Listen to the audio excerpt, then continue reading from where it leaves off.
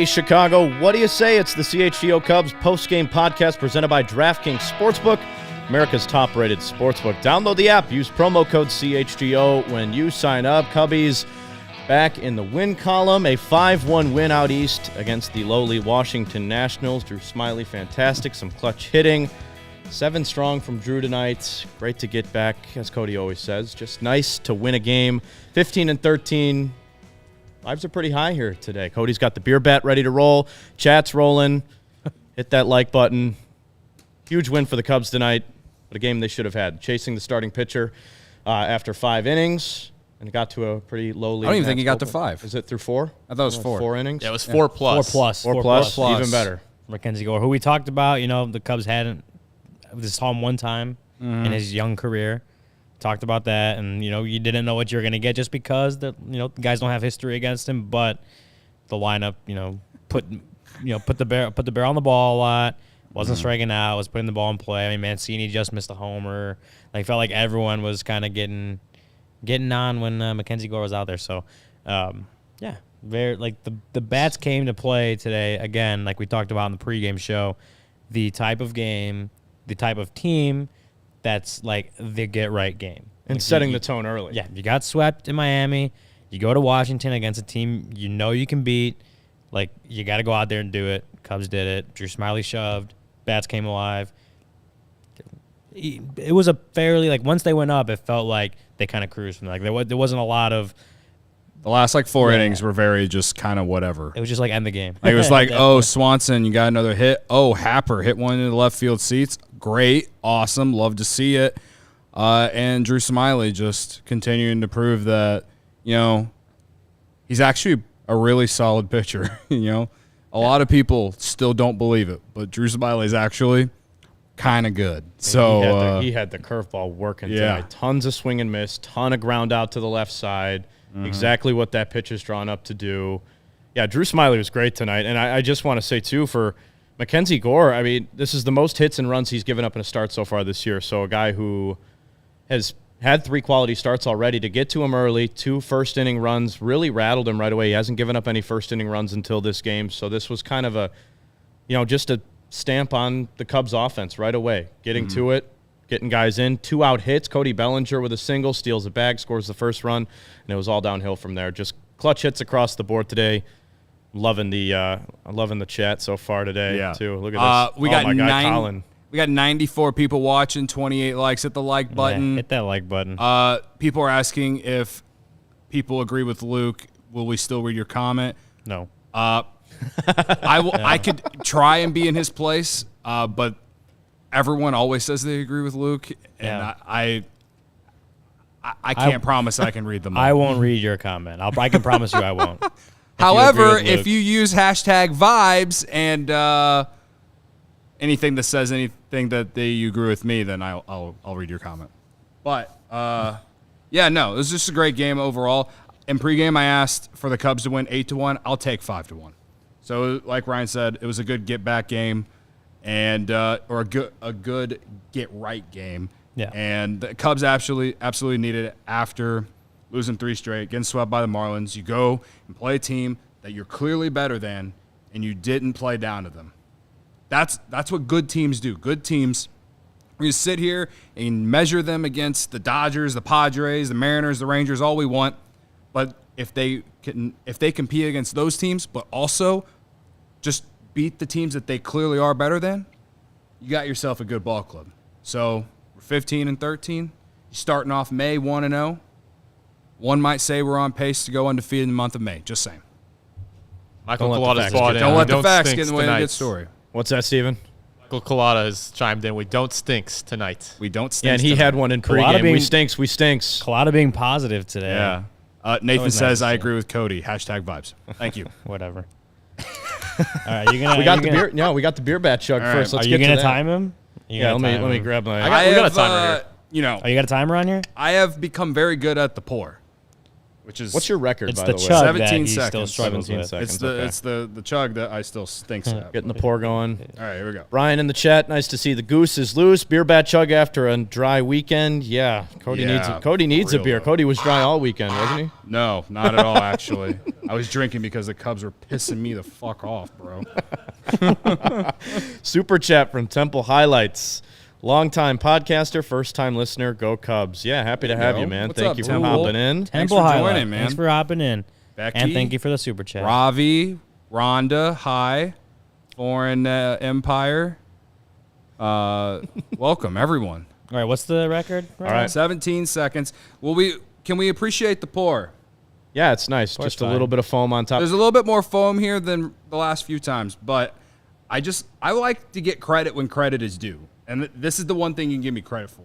Well, the thing is, too, if you don't finish it on one swig and you push it back down, that's where all the foam comes from. So you have to finish it on one chug, All right. or else you're going to get more. Oh, Steven's got a timer up? No pressure Timer's at all. ready to go. I got Timer's ready one, to too. go. All right. All right. Ready?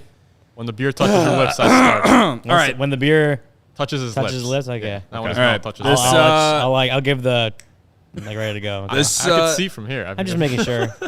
This chug is for the chat. This chug is for our good friend Luke Stuckmeyer, who's not here tonight, and for Drew Smyly and Dansby Swanson hit another dong. So, true. All right, let's ride.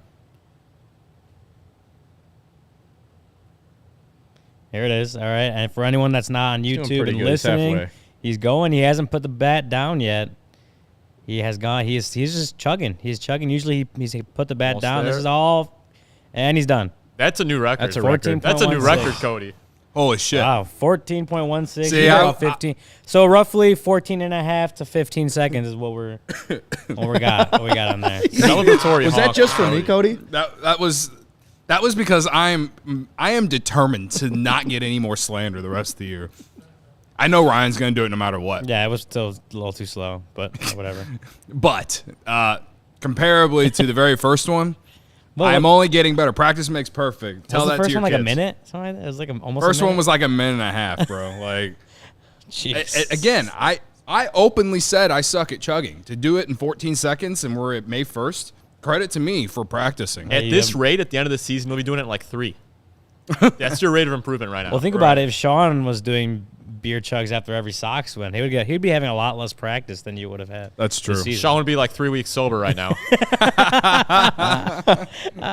Yeah. Got a lot of comments in the chat. I saw Luke, too, from Ravi.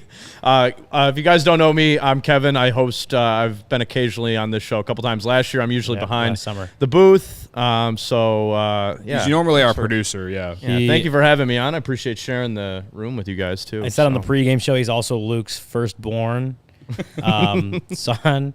So this is Luke Stuckmeyer Jr., in case you were wondering. His name's not actually Kevin. It's Luke What, Stuckmeyer do we like dress Jr. alike? You think we look alike? Or No, you're just sitting in his seat. Oh, But okay. we're, I was like, what is it? Don't let the facts get in the way of a good story. Don't let the There you facts go. get in the way of a good There you story, go. baby. All right. That's the number one rule. They should put that on a T-shirt and sell it. So this game. Yeah, let's get to it. 5-1 win for the Cubs. Drew Smyly again, second best outing of the year. Obviously, the perfect game through the seventh was his best outing, but this one kind of right behind it. The only mistake he made was the Lane Thomas home run that went 1.5 miles up the left center side, almost sent straight away center field. But, I mean, Drew Smyly, it's crazy. He has just had it all working since last summer post-All-Star break. Yeah. Since August Another 6th, quality right? start. How many quality starts is that for him now this year? 2? Let me give me a 2 or second. 3, He's yeah. got 1, 2 now on the year, but 2? Yeah.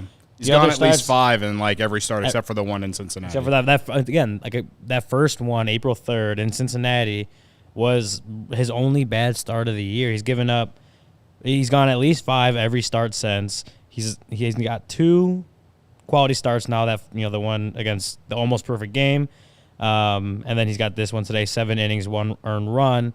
The most earned runs he's given up in a single start since that first one in Cincinnati was 2 last week against San Diego. So you go back. I read this stat earlier today on the pregame show, but this is going into today. His last 14 starts, dated August 6th, had a 2.63 ERA. Now you had this one. You got 15 starts in. His last 15 starts dating back to August 6th of 2022. Drew Smyly is 7-3 with a 2.51 ERA.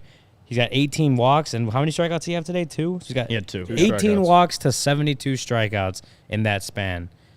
Yeah, like just a couple weeks after the All-Star break last year, he's been really, really good, and I do think it's kind of impressive when you consider, like, you go into this season and he's like considered the Cubs number 4, right? Mm-hmm. Like, you have Marcus Stroman and Justin Steele at the top of the order. You bring in Jameson Tyone for 4 years, $68 million. He's supposed to be right there at that top 3. Hayden Wesneski was getting all the hype, and deservedly so for what he did in September and in spring training. Kyle Hendricks could still find some of that professor after this whole recovery period finally ends and he returns to the team. So Drew Smyly, I remember I wrote about it because it was, I think, Christmas Eve when he re-signed. And I said, like, it was a no-brainer. He pitched so well for them down the stretch last year. He wasn't going to cost them a lot of money. Like, it felt like a no-brainer to bring him in, even if his role ends up being like a multi-inning lefty out of the bullpen. Like, having him on this roster and, letting him go out, do his thing. He's a veteran guy. He knows what he does well. That curveball works so well for him. His curveball sinker split, like, it's those two pitches really is all he needs to dominate a Washington Nationals lineup, right? But that's how he did against the Dodgers too. So it was always a no-brainer to me.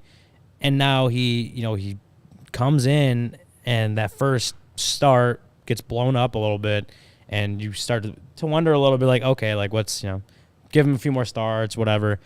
And now he comes out, and that's like 5 straight now that he's looked pretty good for the Cubs. So he's not an ace. He's not paid to be an ace. You're not expecting him to be an ace. If he's your number 4 or number 5 starter, what he's doing for you is, like, you can't ask for much more than that. Right, and he's listed right now as your number 4 starter. Exactly. But let's be honest, 1 month into the season, if this Cubs team, if this is late, September, early October, he's your number 3 starter in a playoff series, hands down, right now. No question about it. At this point, The yeah. playoffs started today, I would say, No question about it. I think even, and this is the thing. I'm looking now at ERA leaders in the National League. The Cubs now, obviously, we know Justin Steele's been leading the National League. He's been unbelievable to start the year. Stroman's at 7 with a 2.29. Drew Smyly, a couple spots behind him at 12 with a 2.83 ERA. 3 of the top ERA leaders in the National League. It's awesome. And it's he hasn't great. gone up against, like, bad teams. Like, okay, today was a too. bad team, but he went up against – he almost had the perfect game against the Dodgers. He pitched a good game last week against the Padres. Like, he's gone up against some good lineups. Like, yeah, he's been fantastic, man. So Super chat from Foreign Empire. If Belly can stay consistent for the rest of the year, do you re-sign him? Should the Cubbies extend Stroh, even if it means you don't get him, or if you go Shohei? It's so funny. We were talking about that on the couch watching this game about the Stroh thing. I just threw it out there, and a lot of us think, Stroman, if he continues to have this outing, he'll, want a bigger contract, and I would tend to agree with that. But I think if Belly's consistent, I think you absolutely look into that. I mean, that's far and away down the road. He had one of the best months of his career in, April to May, and Ryan wrote a great article on that. We talked about it in pregame. You can watch it on read it on allchgo.com. And we talked about how he's mashing lefties, and he did again tonight. Another hit, almost legged out a single to first. But I think it has to be under consideration, even though you have so many guys in the minors that play the outfield so well. But we saw Bellinger. Even Boog and JD were talking about it on the broadcast today. Just uber impressive in the outfield, and things that we're just not used to seeing because the Cubs haven't had, a bona fide center fielder in a couple of years. A guy who's a Gold Glover at that position. I mean, even 8th, 9th inning, a couple of those running catches, he makes it look so effortless. He plays the game in so well in every facet. I would say, it's May 1st, so Right, exactly. It's anything that has to do with Bellinger right now, like him being here beyond this year. Like, ask me in July, and I want to know what the Cubs' record is at that time too. If the Cubs are in it, if they're in the playoff race and he makes it past the trade deadline on this team, then he's putting up, he makes the All-Star team and makes it to a 7-war season. Yeah, I kind of want him to be a Chicago Cub beyond this year, whether the Cubs get Shohei or not. Why not get both? If you're asking, if honestly, like with the money that this franchise has, $4.1 billion net worth, like that, if that's, sitting here May 1st dreaming about it, that's how I feel. But I can't tell you yes or no right now on May 1st. You still need more time. But yeah, I mean, the fact that we can discuss it and dream about it is awesome, because coming into the year, no one wanted to believe in him getting back to even this he's playing like an MVP right now. Yeah. Like, no one believed that could happen. And, I mean, so many people were done with him after the first series against Milwaukee. Went 0 for 11 with 4 strikeouts in that first series of the year. He's ever since that series, he's been awesome. He's been great. And he's a big part of the Cubs offense. Even when he makes an out, he makes pitchers work. And he's doing it against lefties like he did tonight. He's doing it against anyone. Yeah, and I think that's, to me, when you can see him doing it against lefties and righties, it's on top of the Gold Glove defense. To me, if he keeps playing like this, I want him on this team beyond 2023. And stealing a base off of Gore, off a left-handed pitcher, and then getting the first run of the game. I mean, those little things, that's what we talk about. I saw this. Marquis tweeted it out. Bellinger's got an 18-game on-base streak. In that 18-game on-base streak, he's hitting .359. He's got a .427 on base, 6 home runs, and an 1177 OPS. He's on fire right now. And like you mentioned, that that first series against Milwaukee, when he clearly struggled, and people were already done with Bellinger after 3 games. And then I remember talking to Bellinger and Ross when they came back from that 2 games in Cincinnati. And they both kind of said, maybe Bellinger was just pressing a little bit, because his first hit was that 3-run homer in Cincinnati, right? That first game. But that maybe he was just pressing a little bit, wanting to get that first hit, wanting to get off to a good start in front of the Wrigley Field crowd against Milwaukee, beginning of the year, new environment. And once he was able to kind of get over that, maybe a little bit of adrenaline, a little bit of nerves, a little bit of whatever it was, he was able to settle down and just kind of focus on playing baseball like how he wants to play baseball. And just ever since then, nothing slowed him down. Nothing slowed him down. Not, the weather at Wrigley Field. I think his WRC plus at home is still 120, which is awesome. Not having to leave for a few days for the birth of his second child. He came back and hit 2 home runs in Miami. Cody Bellinger has been on an absolute tear. Like you said, he's looked like an MVP. The Cubs could not have, I don't think, pictured a better start to Cody Bellinger's. I'm not going to say first. I'm going to say only season in Chicago. I'm still, right now, thinking he's not playing for the Cubs next year. But for this season, they couldn't have pictured a better start. There was one more super chat up there. From Steven Kaysen, I want to say. Got to scroll up a little bit. There it is. There it is. $4.99. The dogs are back, baby. The boys finally won me some money today. Cubs money line was always. Shout out to you, Steven. There you go. Steven. I believe he's a diehard. I think I've seen him in the Cubs Discord recently. Yeah. So shout out to Steven. Yeah, that's the vibe, baby. Yeah, I mean, Cody Bellinger, looking at his baseball savant right now. Before we talk a little bit more about the game, and I know he was a big part of it tonight. We'll talk a little bit more about everything else that happened, but the biggest thing for Bellinger right now, working counts. Working counts, not swinging at bad pitches. I know that sounds super cliche to say, oh, he's working counts. But no, seriously.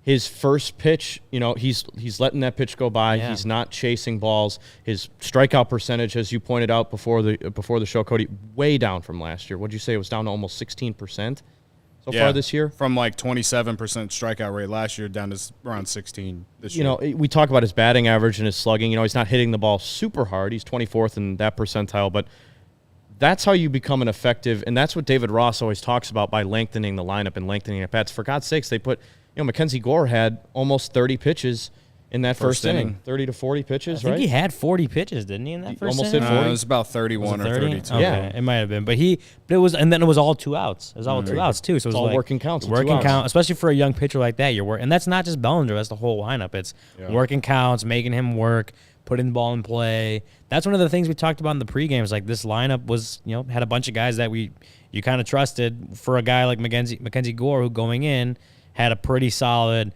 strikeout rate, pretty solid whiff rate. Is you had some guys in the lineup you felt like you could trust to put the ball in play and make the Nationals make some plays, and that's what they did, especially in that first inning. Just keeping that that 2-out rally, getting some runs on the board, getting to Mackenzie Gore early on. That was all.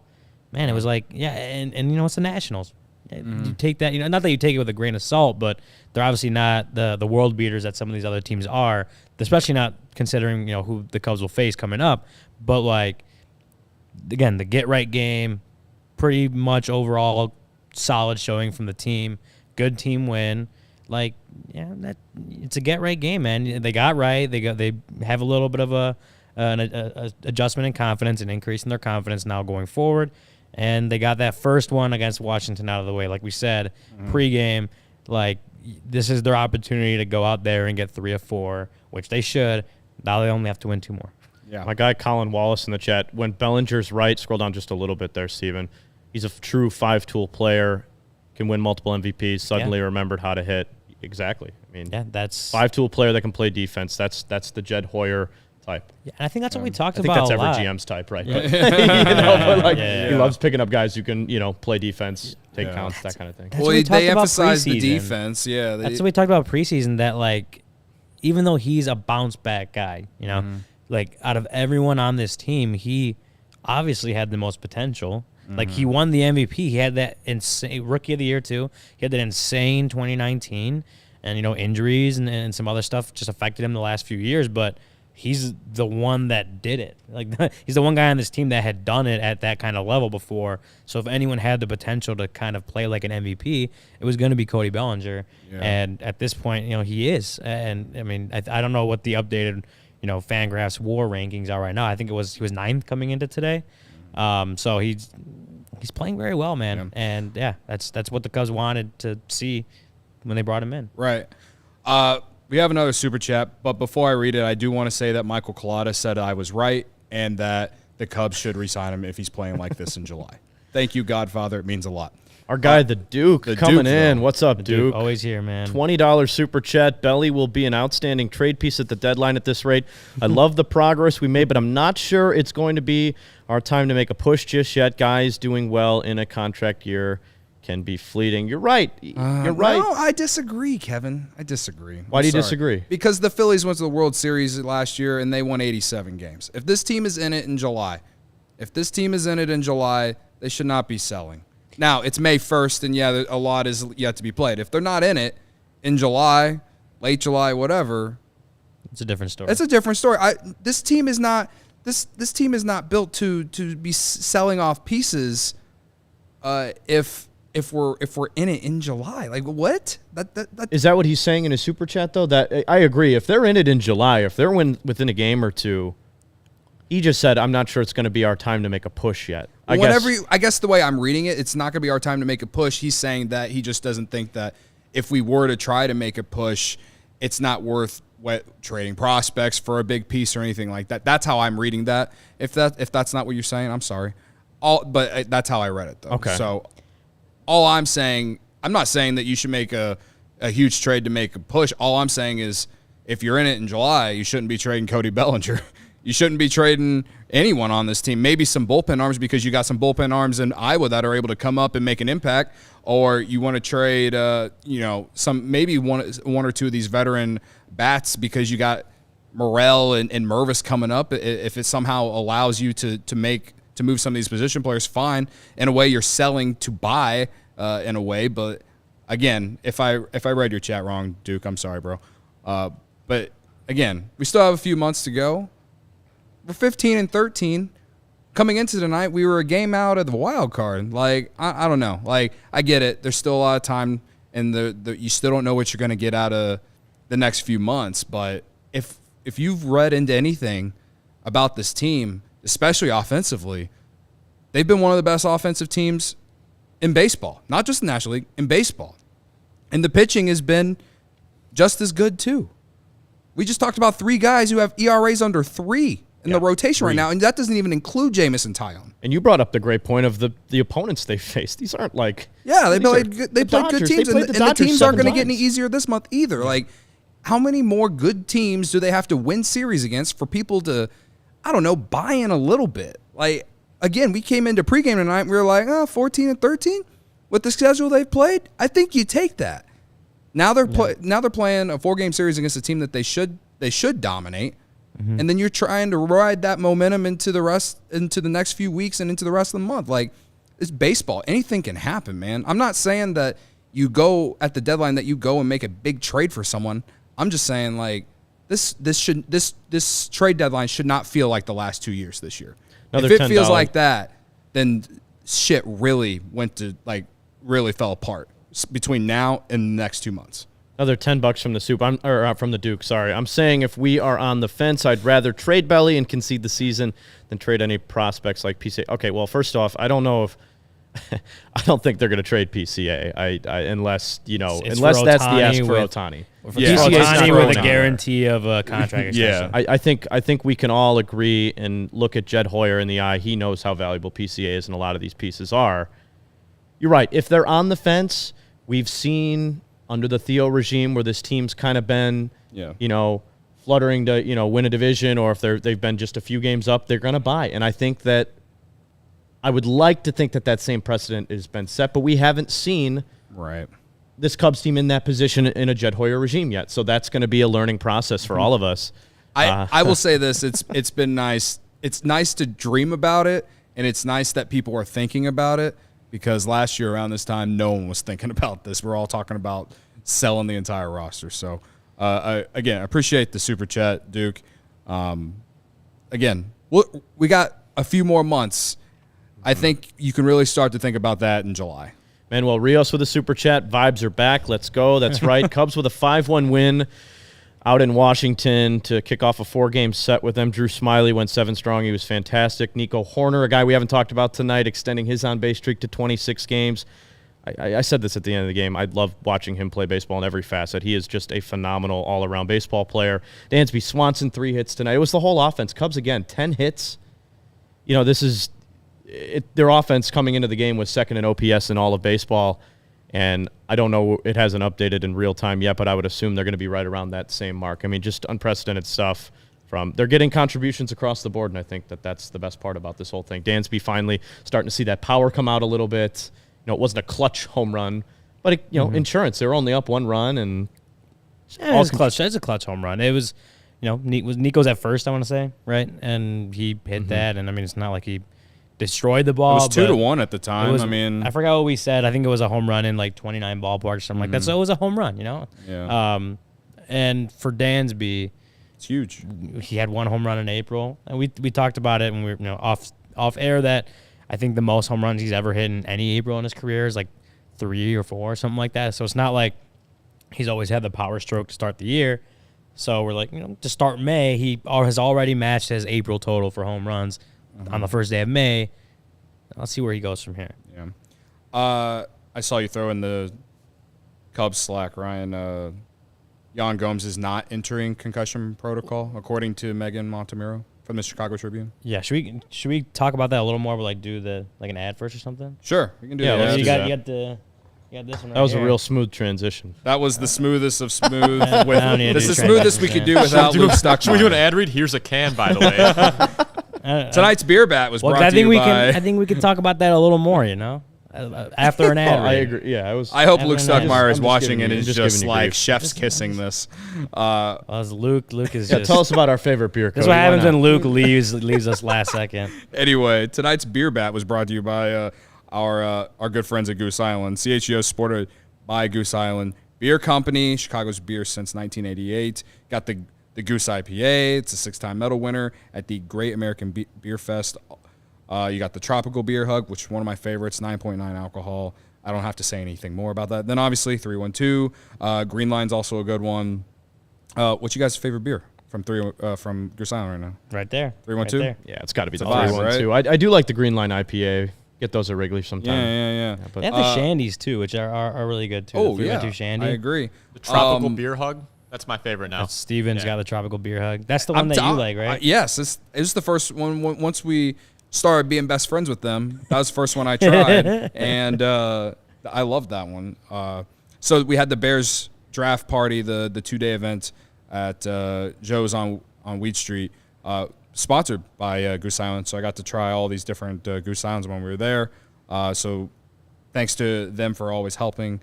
So grab an ultra-fresh brewery-exclusive beers at Goose Island Original Brew House on Clybourne Avenue in Lincoln Park, or at their tap room on Fulton Street in Westtown, Goose Island Beer Company, Chicago's beer. And yes, that tap room in Westtown is awesome. We've been there many times. Vibes. 312 is just awesome, man. I'm a big 312 guy. Yeah. We were at Joe's for the Bears party. I think everyone there was just ordering 312s the entire time for our draft party. Yeah. It's just a go-to beer. Like I'm saying, well, what else would you want to do? And nothing better the morning after that when you're feeling a little down and out, but you need to go get a workout in and clear the head. After your workout, have a little AG1. Oh, look, that's a transition. There's the transition. That's a transition. I mean, I am a radio guy. I'm used to reading advertisements, but it's a product I use every day. Started using it as soon as I started at CHGO because I wanted more energy. I wanted better gut health. I wanted my workouts to feel a little bit better. I've been on it again over a year since CHGO launched. It doesn't taste super healthy. It's kind of mild. It's tropical. Guess what? I feel great after having it because it gives me that gut health, gives me those antioxidants and everything else that I need to feel and get through my day. So what is this stuff? It's a scoop of AG1, 75 high-quality vitamins, minerals, whole sourced superfoods, probiotics, and adaptogens. You guys know what I found out about this? Maybe this is because I wasn't a science major, but I found out the other day that your mood, most of it is based on gut health. Your gut health, really? Whatever. Yeah, and you would think if you're hangry or whatever, but the actual vitamins and things in your stomach kind of depicts how you're going to feel that day. That would explain why the day after drinking, I always hate everything. Yeah.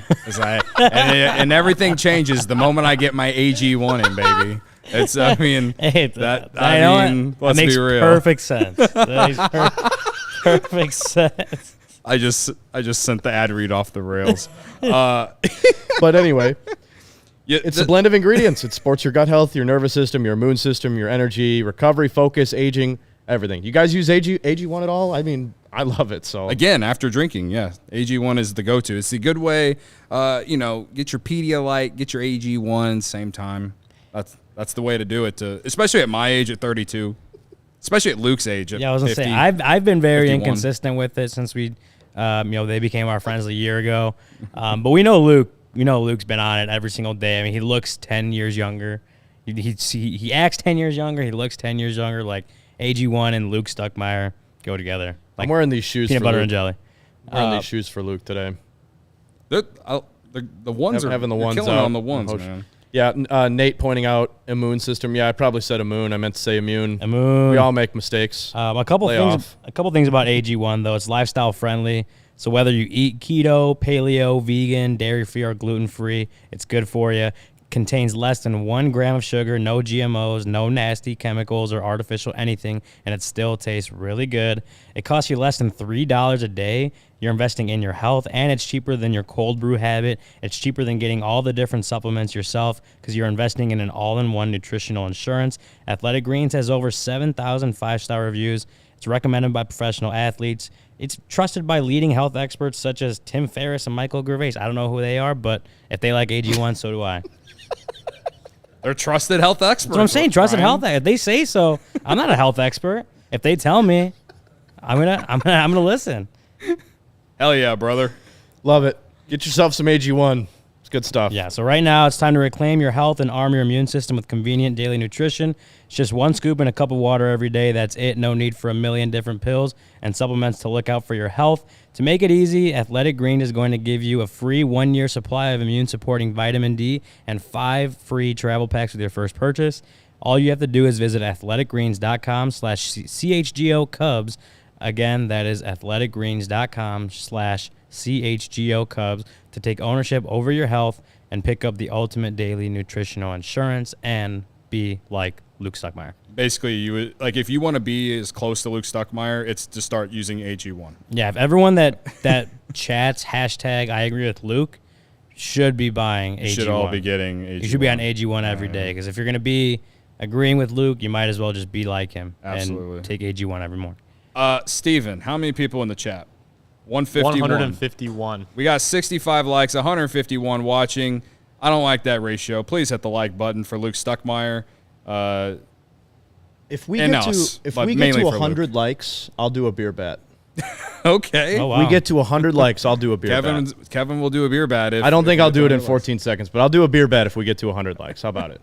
Okay. I mean, I'm only, I don't know the next time I'll be on here. You Why can- not? Let's have a might little as fun well. with it. You can do a beer bet because Jan Gomes is not going to concussion protocol. Isn't that a relief? Well, I do That is think a relief. we have a couple more super chats that We do? Should we do? Okay, I'm those. sorry. Let's do this. Saying, get those going, Fernando. Okay. So 199 from Fernando. 82 more to go. Cubs will be in it at the deadline. Love the energy. And the Duke again. Can we, as a fan base, finally acknowledge that Nico is an elite leadoff man and second baseman? Yes, Hell I think yeah, man. he's I have an it. elite player. Period. I think he was Yeah. people were starting to see that last year, and he's done nothing but kind of keep proving that. 26 game on base streak now. Yep. I think it's tied for. I think it's the longest since Chris Bryant did it. 2019, 26 games.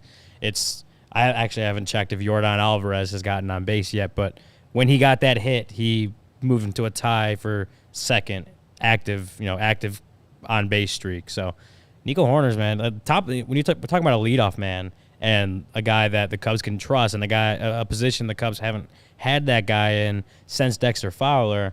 Like, Nico has took that role and ran with it, and he's getting on base, he's hitting the ball well, he's doing all the things that, maybe the walk rate's still not exactly what a traditional leadoff hitter is, right? Mm-hmm. But he's getting on base so much because he's getting hit so many hits that the on base percentage is still up where you kind of want it to be. So for that, it's what we've talked about before. It's like, even if he's not walking where you want him to, or how many times you want him to walk, if he's getting on base enough that the on base percentage is where you want it to be, you don't try to change anything. It's kind of like keep his approach the same, right? It's kind of like what we've talked about with Nick Madrigal before, because we've talked about how he doesn't walk, but he also doesn't strike out. And so if Nick Madrigal is going to have a lot of value, he's going to have to get hits. Well, Nico Hoerner's hitting 328. So the fact that his walk rate is at 5.5%, while his on base is still at 367 coming into tonight, is very telling. It means that he's getting on base because he's getting hits. And so, is he an elite leadoff hitter for the type of player that he is? Yeah, I would say so. Not even a question. Right. So Yeah. could he walk more? Sure. Yeah. But to me, it's like, however you get on base, man. And the reason that I have faith in him continuing to get hits is he doesn't pull the ball all the time. He hits the ball up the middle. He hits it all fields. And he just hits the ball hard. And he's shown that all season to this point. And he's making me look really smart when I said that this guy was Tim Anderson-like last year. Whiff percentage in the 100th percentile, K percentage the 98th percentile, and the sprint speed stealing bases. That's another reason why he's just brought so much, he's just solidified that role as the leadoff hitter. I mean, he gets on base, he steals. It's old school baseball, but it works. The Cubs manufacture runs that way. They've done that a ton this year. I see P. Will supporter in the chat disagreeing with us. It's cool to have a different opinion, but I just think that if you're hitting over 300 and we've played, a month into the game, it's not a fluke anymore. Mm-hmm. It's not a fluke anymore. He's a legitimate elite leadoff hitter right now. Anything can happen, but I think going back to last year too, the on-base percentage was there, the whiff percentage was down. He's getting on base, he's doing everything he needs to keep that spot, and there's no way Rossi's moving him out of there right now. Why would you? You're winning games. He's not just a singles hitter. He's has a 437 slugging percentage, just the highest of his career. And that's to P. Will supporter Jr.'s point, the comment in the chat right now. The reason it looks good now is because he's hitting 330. Well, yeah, he's hitting 330. Like, you don't fix, you don't fix what's not broken until you need to, right? He's hitting well. He's doing well in that leadoff spot. If the numbers start to come down and the walk rate isn't where you want, if things happen where he's not producing in that leadoff spot anymore, then you start to think about changing up the lineup or working on some things. But if he's hitting as well as he is right now, that again he's getting on base at the clip you want, why are you going to worry about it? You're not worried about it. You're worried about helping everyone else try to get where they need to be. What Nico's doing at the top of the order right now is what the Cubs are asking him to do.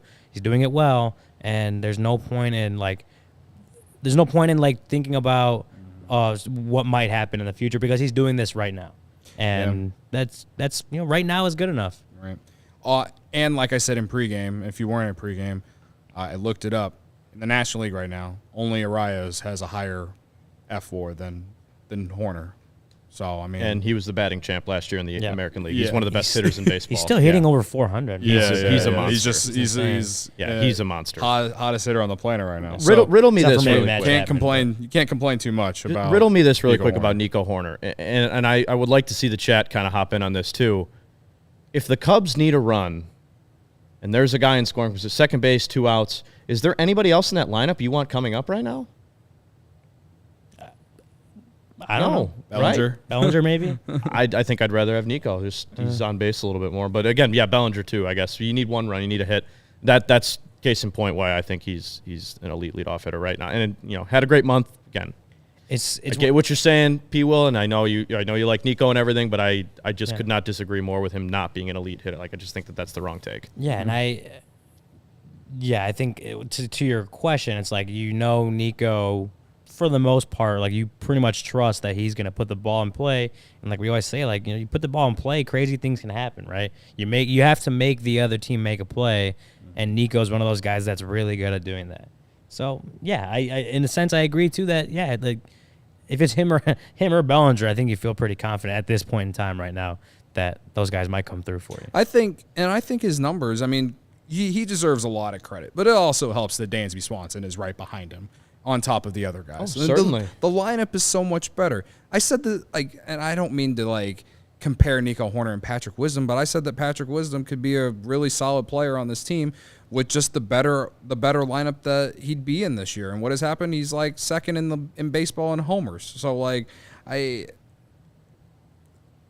kind of right now. We'll see if that changes. But other big storyline, I guess, in today's game we were talking about before the ad break, Yan Gomes. Mm-hmm.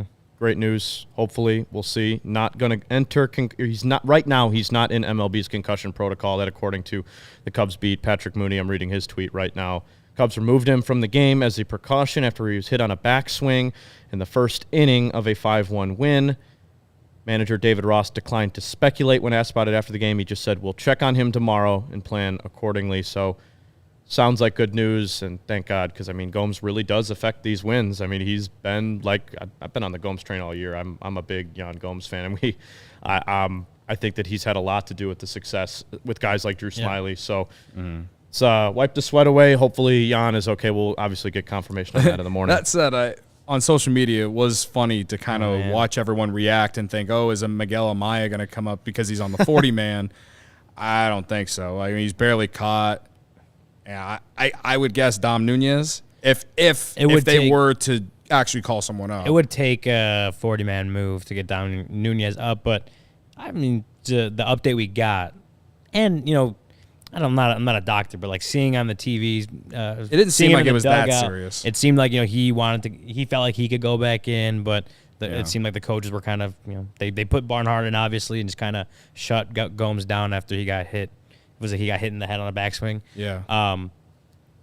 But it looked like Gomes, just the reaction from him looked like he really wanted to be out there, felt like he could be out there. And sometimes you got to, save players from themselves. That's what coaches or managers, whatever they do. But just seeing that and now getting the update that we got, doesn't feel like Yan Gomes is necessarily going to miss many games, if any.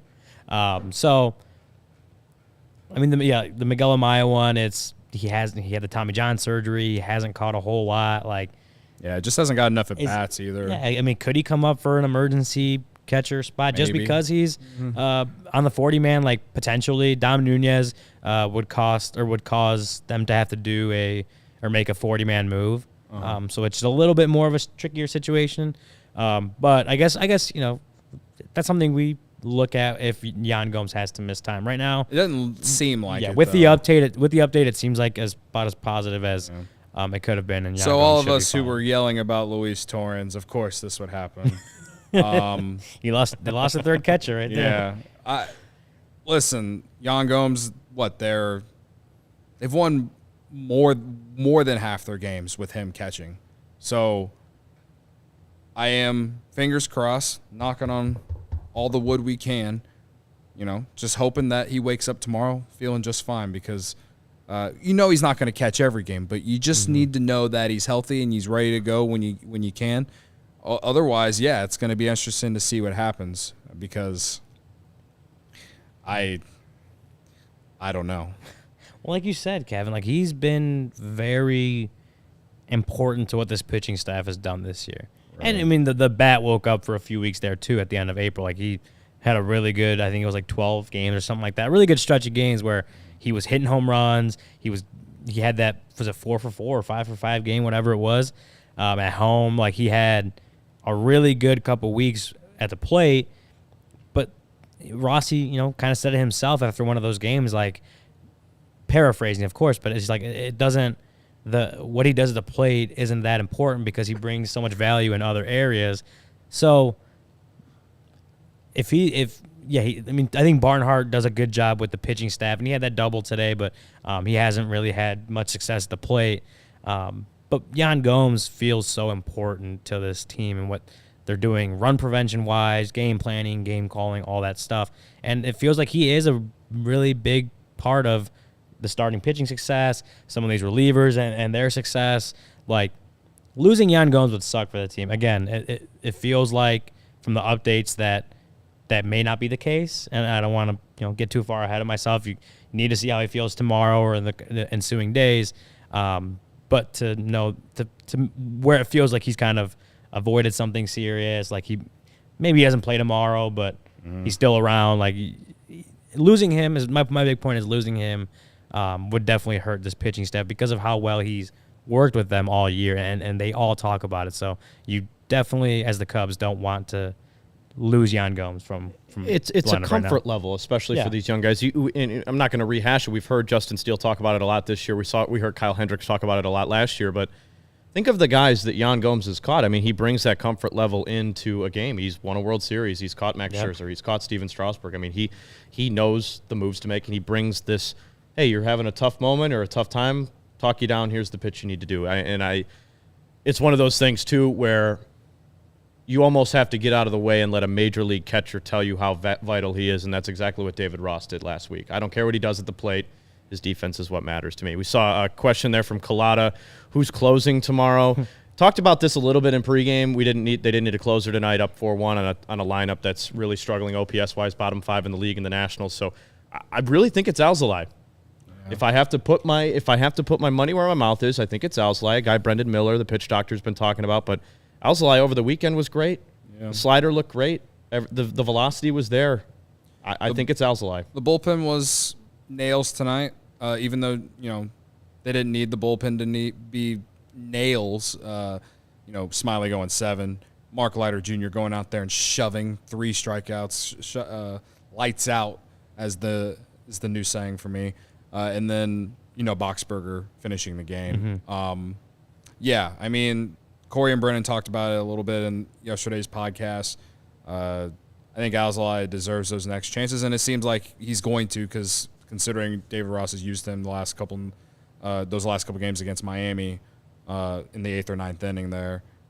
And thankfully, because of Smyly tonight, they didn't really have to use the bullpen, which means Thompson and ALLCITY will be rested for tomorrow if they need to be used, on top of the rest of the guys in the bullpen, which I'm starting to feel very good about certain guys, especially Michael Fulmer, who's been better in the middle relief role in his last few outings. Not only has he gone out there and just been good enough, he's gone out there and shoved it. I mean, he's racked up a few strikeouts, all that in his last few outings, so I feel good about him, or I'm starting to feel good about him.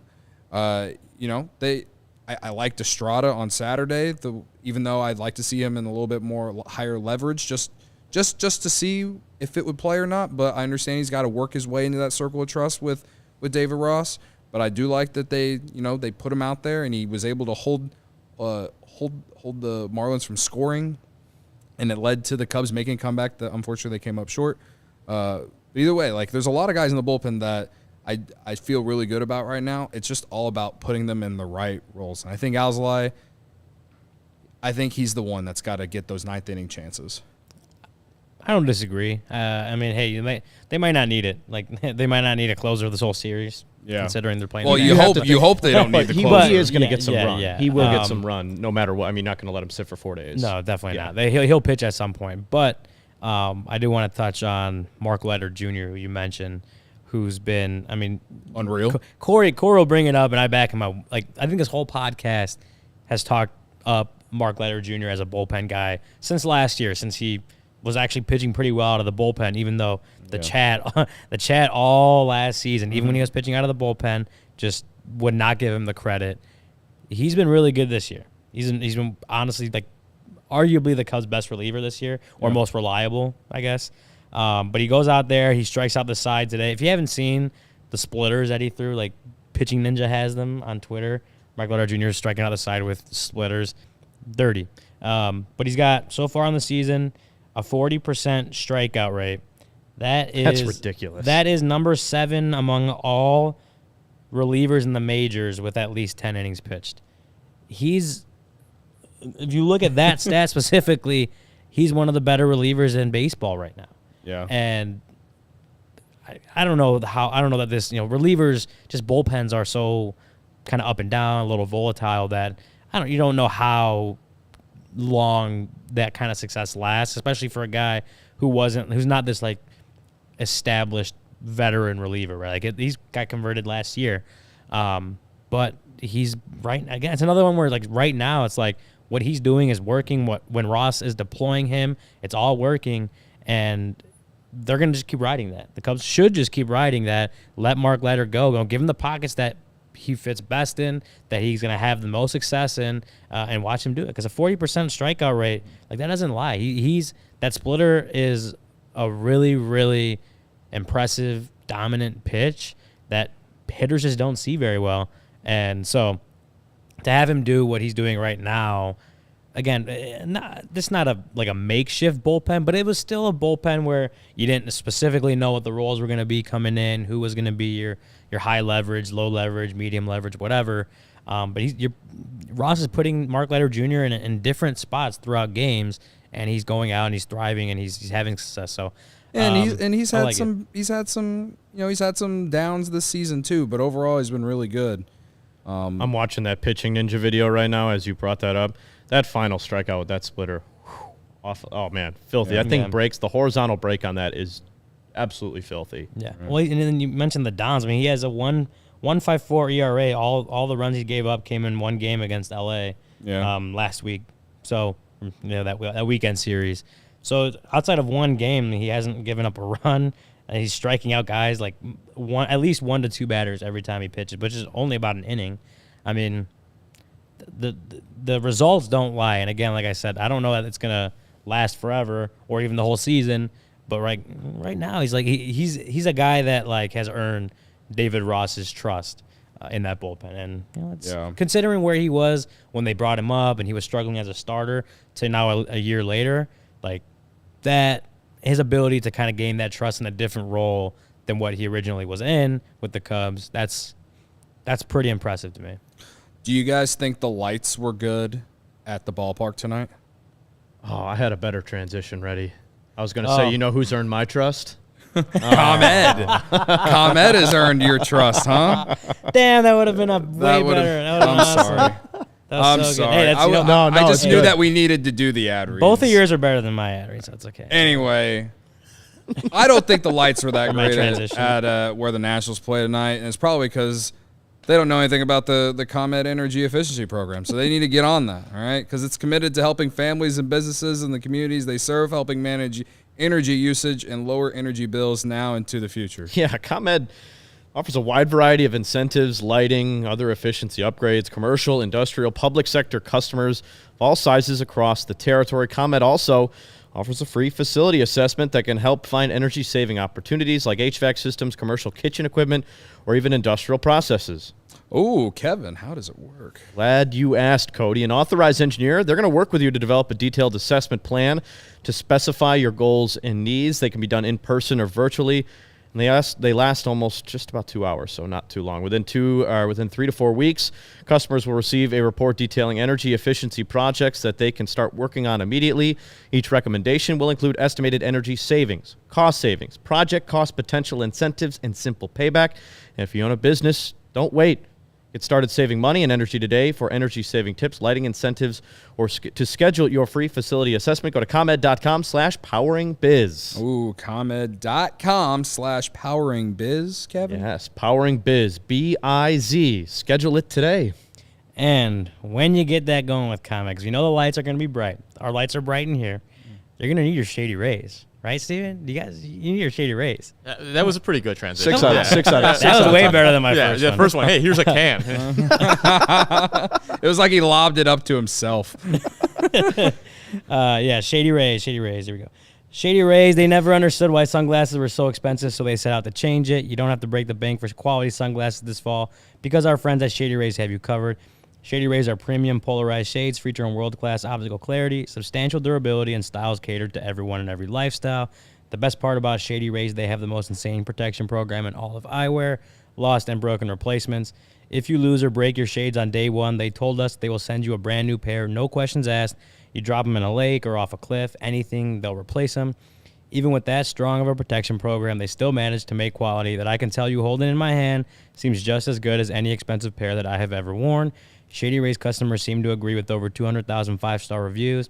Shady Rays also provides 10 meals to fight hunger in America with every order placed and have donated over 20 million meals to date.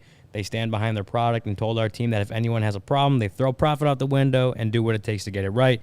You get free returns and exchanges. You either love the shades or Shady Rays will pay to ship them back. That's it. And now, exclusively for our listeners, Shady Rays is running their deepest deal of the season. Use code CHGO for 50% off 2 or more pairs at shadyrays.com. That's buy one, get one free, or BOGO, as our old friend Luke likes to call it. You can get 2 pairs for as low as $54. Redeem that code CHGO only at shadyrays.com, where you find all their newest and best shades. I love Barbara calling me Little Stucky. And Stu, it looks like Stucky's in the chat. I agree with Luke. I agree with Luke. I also agree that Kevin said that he'd do a beer bet if we got to 100 likes, and we are at 92, and we have like 5 minutes to go. So I'm asking for 8 likes. We have 8 likes. 137 7 people. more likes. I got 7 we have more likes 137 people watching. We need 8 more likes. Do we have any more of those 12-ounce cans in the fridge, or are they only We the do. 16-ounce There's ones? 2 more of those 12-ounce Okay. cans. All right. While I'll do we're waiting for I'll do a that- 12er for sure. While we're waiting for that, is Should we do who you got? Yeah, I was going to say. Absolutely, we should do who you got. Thanks know- for reminding me. I'm a little new to this. I almost forgot to do who you got. I think Smyly has an argument. I think it's between Smyly or Dansby. It is. It's between the two, and I'm going to say my vote's going to go to Dansby just because of the lineup that Drew had to face tonight, and I know how tough it is to go 7 innings no matter what major league club you're facing. But Dansby, the home run, gave him a little bit of breathing room, probably gave Smyly a little bit more time to relax on the mound, had a bigger impact on the game in my opinion, but again, I think it can go either way. I think that this was Swanson's. You can argue this is Swanson's best game. 3 for 5 tonight, 2 RBIs. Mm-hmm. He gets the big RBIs to, I guess, they're technically insurance runs. We've seen this Cubs bullpen in 1-run games the last few days. All I'm saying is when Dansby hit the homer, we all kind of breathed and felt like the rest of the game was a cakewalk. And I don't know if it was because of the score or Drew Smyly. And I would say that the score was a big part. But, more. hold on. Drew lost his starting catcher, the guy he game planned that whole game with before he was even out. I don't even remember what inning it was that Yan Gomes got taken out, but he lost that catcher, got another one in, and didn't miss a beat. He didn't walk a guy. He didn't walk a guy either. 1 run. I mean, we talked about his stats earlier. I'm going to say I think Dansby Swanson wins. He just said Drew it Smyly himself. wins. He Sorry. just said it himself. Yeah, no, it's Whatever. I think we're giving it to Dansby. So Well, we can congrats. ask the chat. What's the chat Well, Corey's saying? not even here to argue his side. So. Yeah, Corey's not here. Corey's not in. Well, I'm using this as a time for Corey to go to he bat did? for me. He did say it multiple times in our group work chat. So, yeah, we are at 100 likes. I did say I would do a beer bet, so guess we got to do the beer I bet. get screwed once again. And who you got? Luke would have the records. I don't know what the records are. All I know is that Corey won tonight. Luke, you're in the chat. You can add that to the list, man. Now, you gotta tip the bat now, Kevin. You gotta tip the bat that way. Yeah, which way? This way? Yeah, like that. Yep. Yeah. There you go. That I veteran was over gonna say, here. I think Kevin knows how to pour beer. Well, I thought he was just gonna pour it straight down. I was like, that's No, gonna. I wasn't gonna do that. But Okay. how much? Most foam- of the chat was saying Swanson, by the way. So. Whatever. Whatever, man. What am I looking I at keep getting foam-wise? screwed. I don't see much foam at all. All right. Yeah, great. you got for the first pour, Kevin. You're doing really well here. Well, what did you get over there? on Cody's first chug? I think it was 14 seconds. Okay, because he got like 15.32, so there was a little bit of. We'll split the difference. Call it like a. That's 14.7? an A+ pour there, 14.7 Kevin. seems fair. All right. It could never be a Delmetrics pour, but this is for vibes, the 15th win of the season. Really happy to share the set with you guys. This is always so much fun. I love being in front of the camera as well as producing. So, what's that? Give it a sec. Come on, we're gonna. Oh yeah, he's got it adjusting the camera for me. We're gonna get this on cam. Here we go. Here we go. All righty. And to answer Luke's question, no, this wasn't washed, but that's all right. All right, ready? Yep. Let's do it. Go, go, go. There goes damn. Kevin. Kevin is off. He's going. He's Look going. at this guy. Oh. He's going. Oh, he might not I feel hit like for he's it. going at my pace. It's going. Oh, He had to stop. He had to stop. He had to stop. Oh, man. Keep This going. is ice cold. Finish it off. It is Finish true. it off. All right. He had to stop. But it's all right. He It's finished first it. one. 20, Right there. 22 seconds. About 22.8. Oh, First man. one. That's ice cold. I haven't done that in a few years. See, when you get chug. old, it's not so easy. I'm just saying. Oh man, that was. Of course, fun, it was never easy for me when in my prime either. So 100 likes. We did for it. that, everyone should go follow Kevin on Twitter. Kevin, I don't know what your ad is, but I'm just telling you, everyone should go follow Kevin for that reason alone. At Wells15 Kevin, give me a follow. That'd be great. I'm lacking in the Twitter follower department, so as many as I You can gonna get, pass it down? fire them away. What's as that? well- I'm gonna pass the bat down. Yeah, Might as well just give me a follow too at Ryan_A_Herrera while you're on Twitter. If you don't follow already. You can follow me if you want. I don't care. That's right, Colin. Kevin's an old pro. Learned at Marquette. Yeah, I did a few of those. Go Golden Eagles. Big East champs. Shout out. Oh, God. Anything else we want to get to, guys, before we get on out of here tonight? We're good, man. I think again, just all around solid win. Beat a team you should beat coming off a sweep. You know, get right game, get back at it, beat the team you need to beat. Starting pitcher goes and does his thing. Bats that you need to count on go out and do their thing. Just it was a solid all around win. I mean, maybe not their best win of the season, but like we'll forget about this one in a week. But that's because of the team they're playing. They did what they needed to do. Yeah. Hayden Wisniewski tomorrow. It's Wes Nasty Day tomorrow. He's trying to build off 5 innings. Last start against the Padres that helped them win a series. So I think he's coming into this game with a lot of confidence considering the team he went up against and the lineup he went up against. If you remember, it was a up and down start. It allowed a lot of hard contact, but just kind of found a way to get out of it. His defense definitely helped him. But against this lineup tomorrow that the Nationals have, I think it could be a really good confidence booster. Not saying it's nearly as bad as the Athletics roster, but definitely not the Padres roster. So I'm looking for consecutive good starts from Hayden Wisniewski tomorrow. You know who he's going up against? Cubs legend Trevor Williams, who was traded for who? PCA. Pete There you Cronin. go. People forget that it wasn't just Javi. It wasn't Baez. one for one. It was I it was am two major leaguers. I am people. I forgot about that. I forgot he was in that trade. Barbara asked, we don't know what time we're going to be on tomorrow because we're going to be on immediately after the game for postgame. We don't have pregame. No pregame just tomorrow. postgame. So whenever the game's over, Yes. come hop on and hang out with us, and we'll talk some more Cubs Nationals. Yes. As soon as the game is over, Barbara. Right after the game. I don't know how much I have to emphasize it. As soon as the game is over. Right after the game. And I will be back producing tomorrow's postgame live. Luke will be back in the big chair tomorrow. Thanks for checking out the CHGO Cubs postgame podcast presented by DraftKings, America's top-rated sportsbook. Download the app. Use the promo code CHGO when you sign up. Again, we'll be back tomorrow postgame. No pregame show. Again, on the CHGO YouTube channel. We will talk to you then. Fly the W.